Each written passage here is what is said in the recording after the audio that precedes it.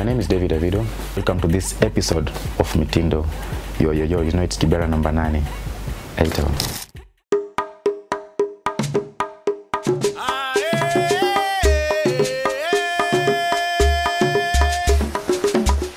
Before I started doing fashion and design, I was involved in different other things. First of all, I was I'm a school dropout. I dropped out of school when I was 11 years old, and then after dropping out of school, I was in street for almost around 10 years. Being a chukara and all those kind of things. And then aside from that, from being a chukara, I decided to start do spoken word. So spoken word was a way of me trying to get out of the things that was happening around me, and also dealing with the trauma of my childhood, and also just life trauma. And then from spoken word I started dancing. From dancing started doing martial arts, and then from martial arts a little bit of music, and then I ended up into fashion.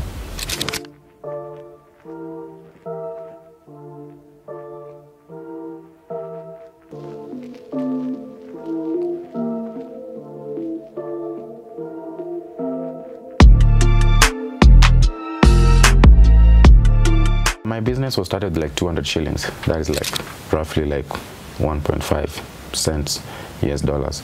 My business started with 200 shillings, whereby that 200 shillings I was given with my mom, and that at that time I never had that aspect of trying to be a fashion designer or anything. At that time I was still in a dance group, and we were in different competitions like Sakata or in Peter Street. So we didn't have the dancing costume that were needed. So the 200 shillings that my mom gave me, I already knew how to sew at that time. I went to the market, Gikomba. Then I was able to buy 2 bed sheets, which each was costing 60 shillings. That is 120. And then I used 30 shillings as transport to go all the way there. And then coming back I used 20 shillings, and then the remaining 30 shillings I was able to buy the threads that enabled me to start to sew the dancing costume that I had the idea for my dance team. Then after making the dance costume for my team, then other dance crews in the community started reaching out, looking asking me to help them to make the costumes also. Then little by little, that's how I started making stuff for people. So I'll say my business started with 200 shillings, and then the main goal for that was just to create dancing costume for my team. But then as I started stepping so much into that, I started venturing into getting referrals from people whereby they wanted to dress as I was dressing when I was going to different competitions or events around as a dancer, to the point whereby I felt now through fashion I could express myself fully without waiting for my colleagues to come and tell me or come with ideas what we're gonna do or how we're gonna do. So I say the purpose that fashion gave me enabled me to live the life that I wanted to live without hold.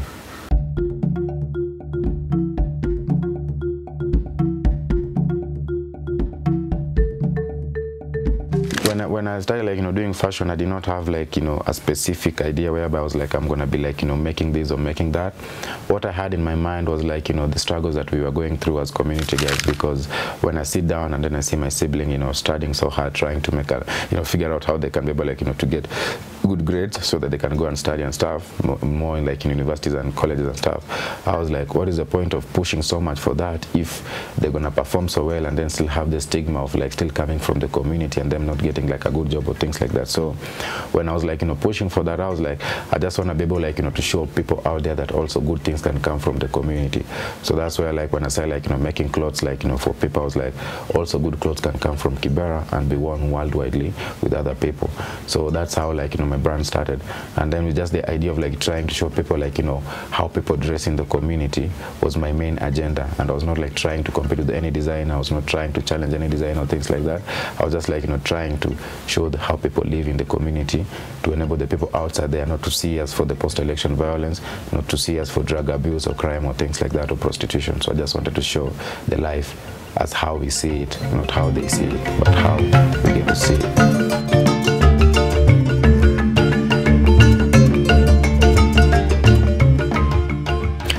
I wouldn't say I have a specific fabrics that expresses like, my materials, like, all the fabrics that I normally use, I use like different types of fabrics, from cotton, velvets and stuff. So it depends. My collection normally depends with like emotions, like feelings, because I create like clothes in form of like an album. So whereby I have an album whereby this album speaks about this type of feelings, this type of emotions. And when I use like, when I'm trying to speak about a certain type of feelings or emotions, I'm like trying to use like the fabrics that also like resonates with that kind of emotions or feelings. So like let's say, like example, like when I make a collection out of velvet, is because I'm trying to speak about like the woman touch, the feeling that ladies like when when you are speaking to them, when you are like working with them, when you're handling them. So like the care. So it depends which type of like emotions I'm into. So the different types of collection that I've made, like they speak about like also the stages of life I've been to, the challenges that we go through, because I have a collection that just entirely speaks about like what community guys goes through, the challenges of like teenagers, and then also like trying to connect like adults and teenagers. How can they be able like to live together, resonate together, be in a space where they can speak freely together and stuff. So like my collection, most of it is just like resonating about like human life, the challenges that we are going through as individuals. I have like a collection of, let's say, like Taka jackets, whereby like those type of jackets, like they're speaking about like specific type of like age group. And I also have like the velvet jackets. I have the jimonos. Jimonos are similar to kimonos, but the jimonos are like more for like more stylish. Like kimono is just like something simple that a woman, or let's say like a man, can also have. Like let's say like the coats. So if you look at this coat, like my coats, most of the coats that I do make, like it's like hand embroidery. So whereby like we take time to get to do it, to embroider them. And also aside from that, on the interior part,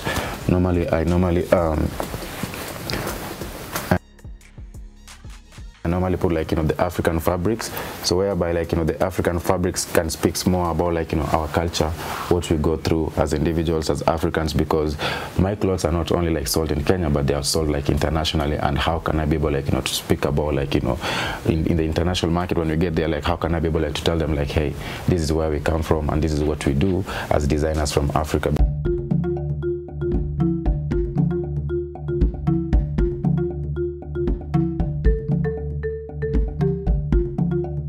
So Kibera Fashion Week was just a way of like trying to inspire the young designers. I mean, I'm also like part of the young designers, but it was like to create a space whereby designers can learn more about themselves, can understand about like financial literacy, can understand like about like creating goals as a designer, as an individual, and aim to show them also like design pays. Like I was a street kid sniffing glue all over the street and stuff. Right now I have a workshop. I can be able like to make my own collection.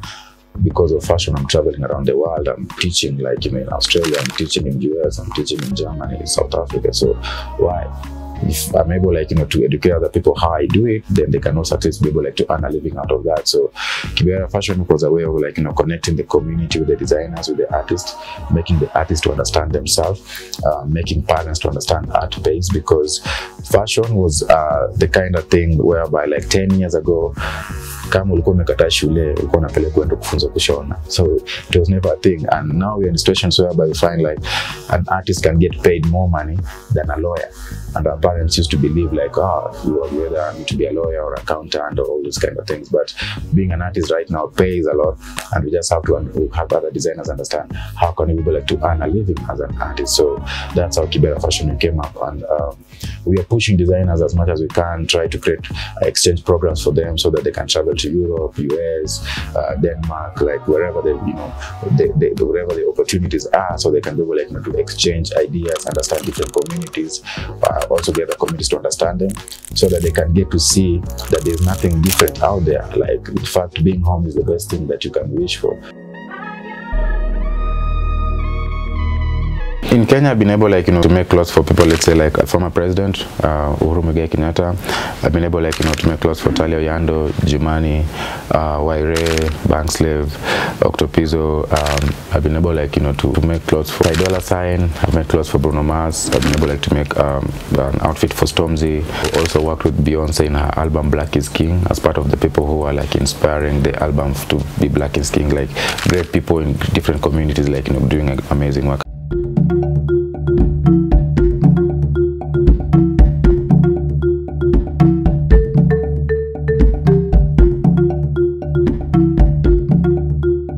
So there Avido Foundation came up like that was like 3 years ago, just immediately after COVID, because during COVID time, that time we were making lots of face masks for like the community. We made over 28,000 face masks.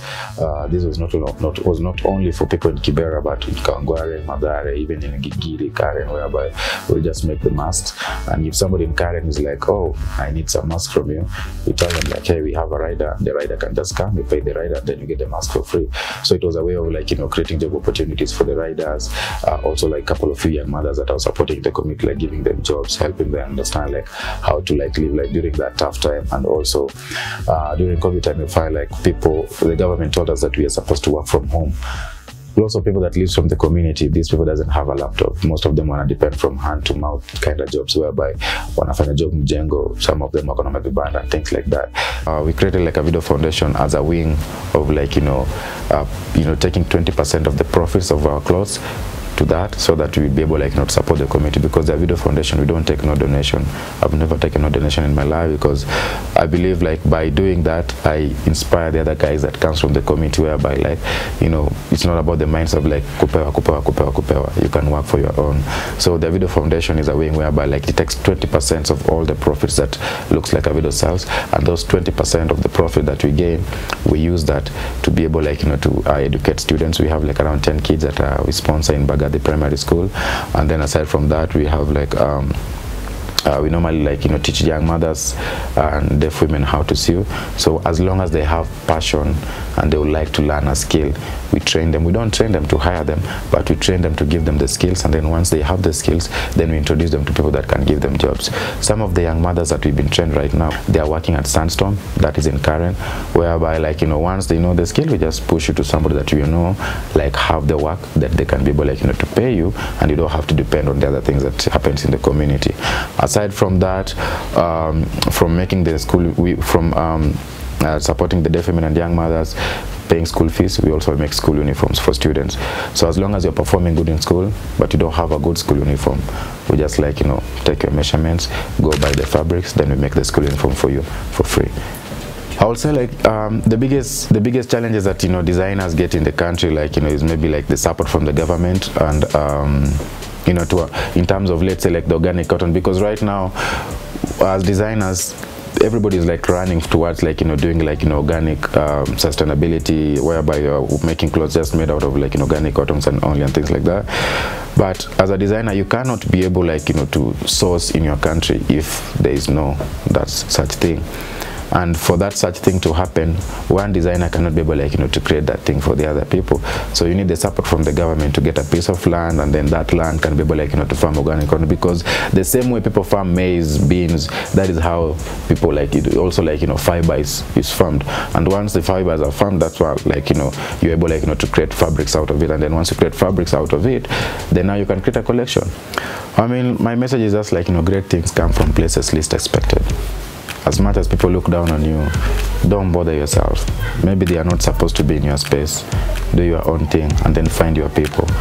Doesn't matter, doesn't mean like, even if sometimes maybe your siblings doesn't like you, still doesn't matter. Maybe they are not your people. Find your people, because the family you create is, sometimes people say it's greater than the family that you come out from. But at the end of the day, like, it doesn't mean that marriages or things like that, but it means like the friendship. Create friendship with your family, your mothers, your siblings, the friends, the neighbors. Then from there, both of you can create something.